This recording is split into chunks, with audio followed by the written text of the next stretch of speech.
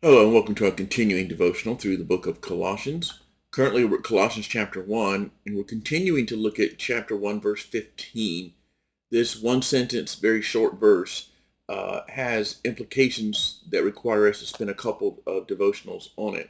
So here's what it says again. He, Jesus, is the image of the invisible God, the firstborn of all creation. So we see two descriptions here: image of the invisible God, and second description is firstborn of all creation. And they both are expressing the uniqueness, the greatness, the supremacy of Jesus, which is really the primary thrust, the primary goal of this entire section of Colossians, is to get people on board with the idea that Jesus is just not another prophet, teacher, religious leader, miracle worker, but that Jesus is unique and extraordinary in his supremacy over all things. So he says he's the image of the invisible God, which means when you see Jesus, you've seen what God is like, who God is. You see God's power at work. When you see Jesus still the storms, or walk upon the waters, or eradicate demons, or defeat death,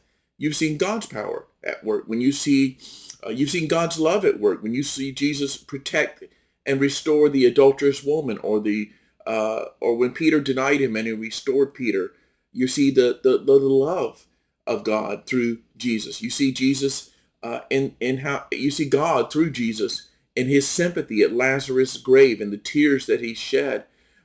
You see God over and over and over again. So whatever you see in Jesus, whatever you see in Matthew, Mark, Luke, and John, keep in mind what you are seeing in every part of Jesus' actions, words, and personality. You are seeing God. He is the image of the invisible God. But he doesn't stop there. In that second part of that description, in verse 15, is that he is the firstborn of all creation.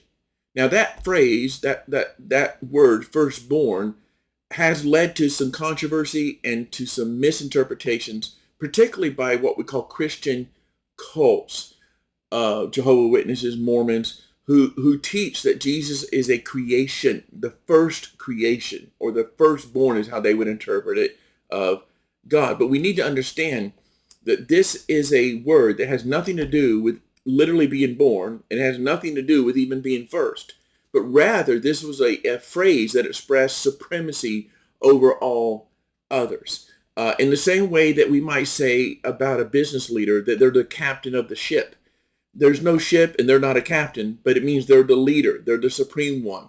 They rule it all. Well, that's what was meant by the expression firstborn. In fact, we can prove this.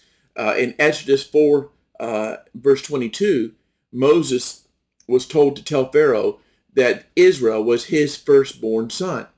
Now, here's what, and Israel's called the firstborn of the nations. And yet Israel was not the first nation by any means, but it was the supreme nation that had a unique position among all the nations in creation. So firstborn does not mean first, it does not mean created, it does not mean born, but it does mean supreme. And so I think most Christians certainly adhere to that, hold to that as their doctrinal faith, their theological truth that they believe is true. But there's a difference between believing in your mind that Jesus is firstborn, he's supreme over everything and everyone else. There's a difference between saying that with your words, thinking it with your mind, and living it out with your life. Because sometimes I find that Jesus is not first and supreme over other people in practice. Some people put their own desires supreme. Some people put their romantic partner's desires, their husband, their wife, their boyfriend, their girlfriend, and they put them as supreme, and they would rather displease God than displease their romantic partner. Some people put public opinion as supreme, and when it comes to a conflict between what God says and what the public says is right or true or good, they will side with the public opinion. Some people put a political party or political leader as supreme. They may not worship them, but when it comes to who they're going to agree with and affirm, they will go with the political leader. And the list could go on and on. Some people put their boss at work as supreme. They will be more concerned with pleasing their boss and doing what he says, even if that conflicts with and displeases God. So keep in mind, the Bible says he's supreme, but that doesn't just mean he's supreme in our theological thought.